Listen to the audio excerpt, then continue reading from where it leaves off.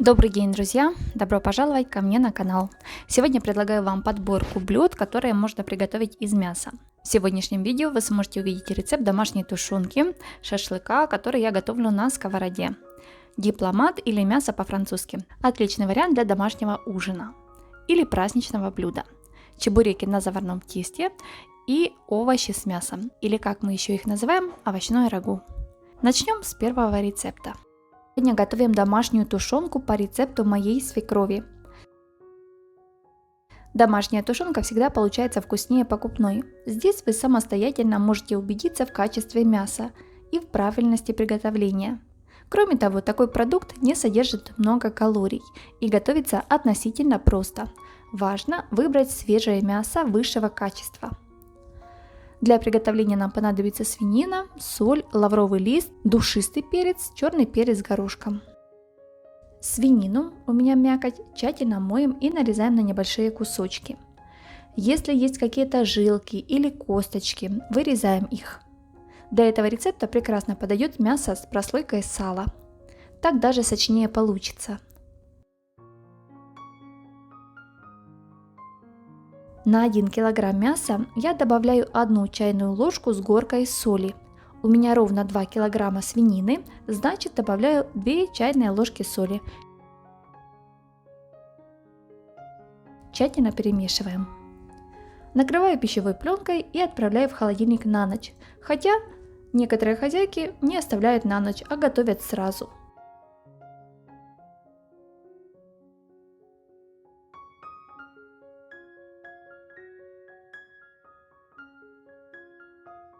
По истечении времени возвращаемся к мясу.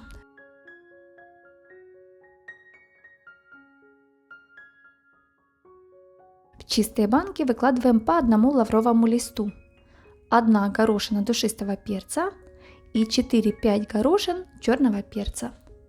В каждую банку наливаем по 30-40 мл холодной кипяченой воды. Теперь плотно трамбуем мясо. Из 2 кг свинины у меня получилось ровно 4 пол-литровые банки.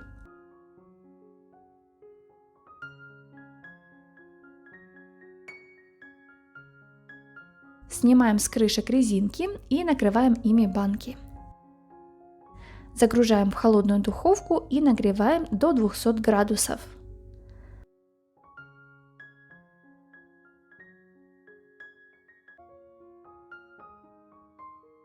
При выпечке очень важно, чтобы банки не прикасались друг к другу, поэтому ставим их на расстоянии. Как только вода в банках начнет кипеть, убавляем температуру до 150 градусов и готовим ровно 3 часа.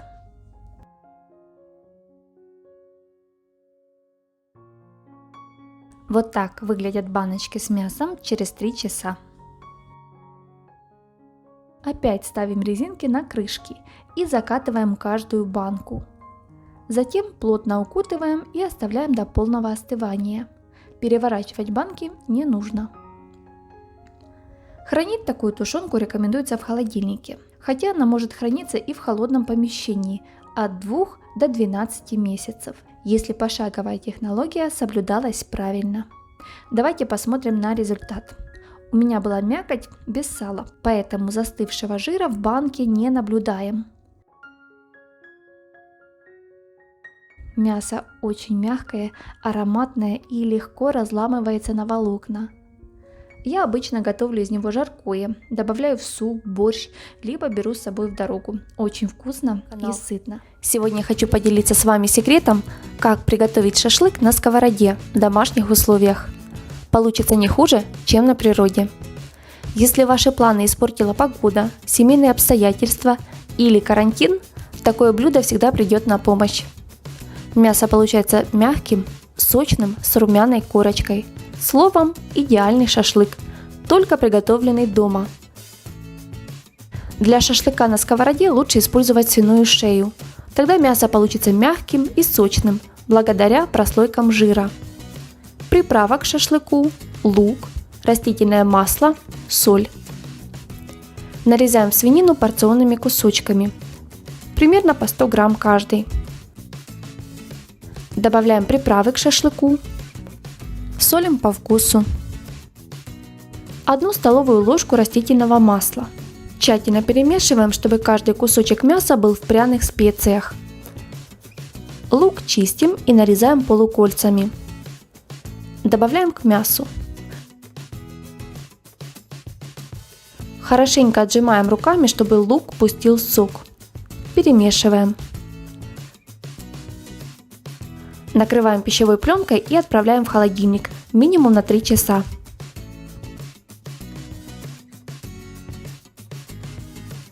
По истечении времени мясо еще раз перемешиваем и отделяем лук. Лук не выбрасываем, он нам еще понадобится в конце приготовления. Промариновавшиеся кусочки свинины выложить в сковороду с раскаленным растительным маслом и на сильном огне обжариваем со всех сторон до зарумянивания порциями в 1 слой. То есть, если у вас много мяса, то обжариваем не все сразу. Как только мясо поджарится, добавляем к нему лук, в котором он мариновался. Перемешиваем.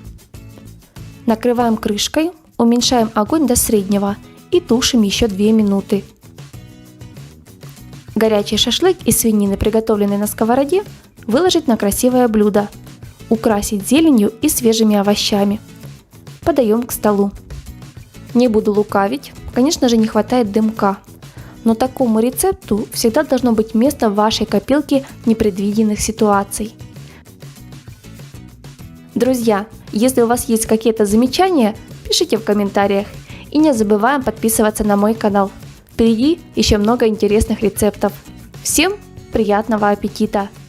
Дипломат или мясо по-французски – отличный вариант для сытного ужина или праздничного блюда. Готовится оно легко и просто. Для начала подготовим мясо. Я взяла свинину.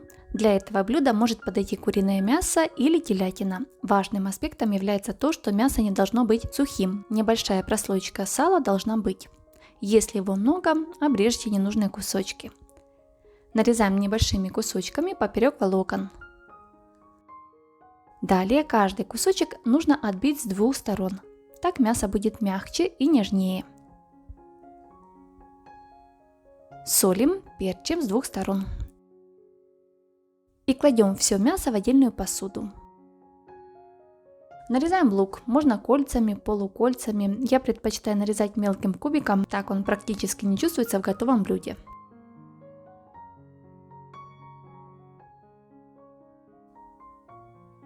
Картофель очищаем, моем и нарезаем кольцами. Можно также натереть на крупную терку. Если вы выберете последний вариант, то тогда натертый картофель обязательно замочите водой, иначе он потемнеет. Картофель смазываем подсолнечным или оливковым маслом. Солим, перчим по вкусу. Перемешиваем.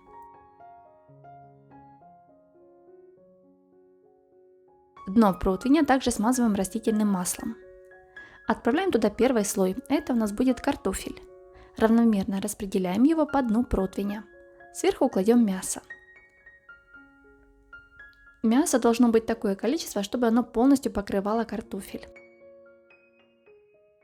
В это блюдо я предпочитаю добавлять горчицу. На этом этапе также можно добавить грибы жареные или помидоры, а можно и то, и другое. Получится тоже сытно, сочно и вкусно. Посыпаем луком. Твердый сыр измельчаем на крупной терке. Добавляем майонез и тщательно перемешиваем. Выкладываем начинку на мясо, так, чтобы она полностью покрывала все блюдо. Отправляем дипломат в духовку, прогретую до 170 градусов на 1 час. Не переживайте, сырная корочка не будет твердой, благодаря тому, что мы смешали сыр с майонезом. Корочка получится очень мягкой и нежной. Когда блюдо изрядно подрумянилось, достаем из духовки, проверяем на готовность ножом либо деревянной шпажкой. Если картофель и мясо мягкие, приготовились, подаем на стол. Подавать можно с любыми овощами, либо овощным салатом. Очень вкусно, нарядно и аппетитно. Добрый день, друзья! Сегодня готовим чебуреки на заварном тесте. Тесто у этих чебуреков, замешанных на кипятке, просто сказка. Нежное и мягкое внутри, хрустящее и румяное снаружи. Тесто получается очень тонко раскатать, при этом оно хорошо удерживает сочную начинку, не рвется, а при обжаривании аппетитно пузырится. Я готовила чебуреки по разным рецептам и скажу честно, это один из лучших.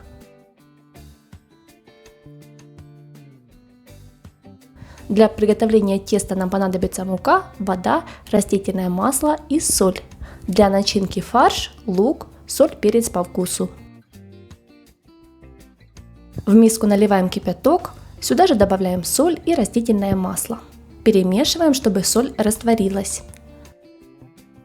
Просеиваем муку и делаем в ней углубление. Добавляем подготовленный кипяток и очень быстро начинаем замешивать тесто ложкой.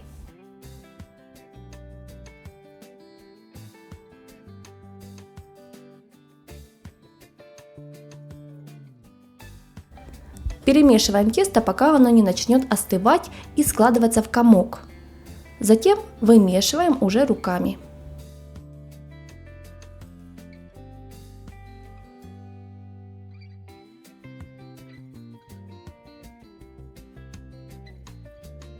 Оно получается плотным, но не липнет к рукам и при замесе становится похожим на пластилин.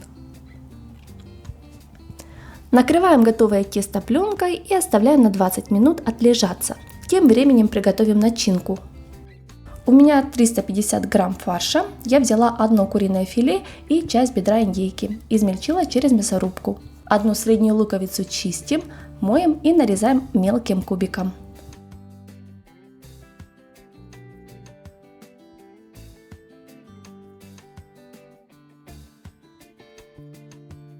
Добавляем фарш.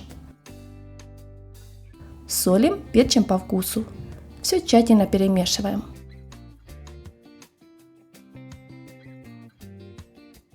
Чтобы фарш был сочным, добавьте в него грамм 50 воды комнатной температуры. Снова все хорошенько перемешиваем. Начинка готова. Возвращаемся к тесту. Еще раз разминаем его и делим на 12 равных кусочков.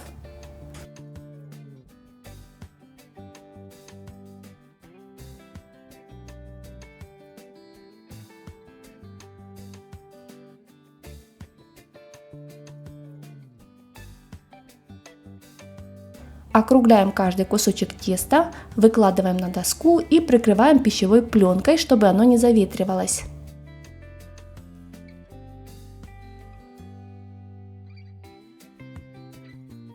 Берем по одному шарику, стол я слегка присыпаю мукой. Раскатываем в тонкий пласт, но не до прозрачности. В чебуреках главное это сок, а если тесто будет слишком тонким, то при жарке оно может порваться и весь сок вытечет, а нам это совсем не надо. На каждый раскатанный кусочек теста на одну сторону кладем 1 столовую ложку фарша. Разравниваем его по всей поверхности с одной стороны, не попадая на края теста. Накрываем второй половинкой теста и плотно прижимаем пальцами, скрепляя обе стороны.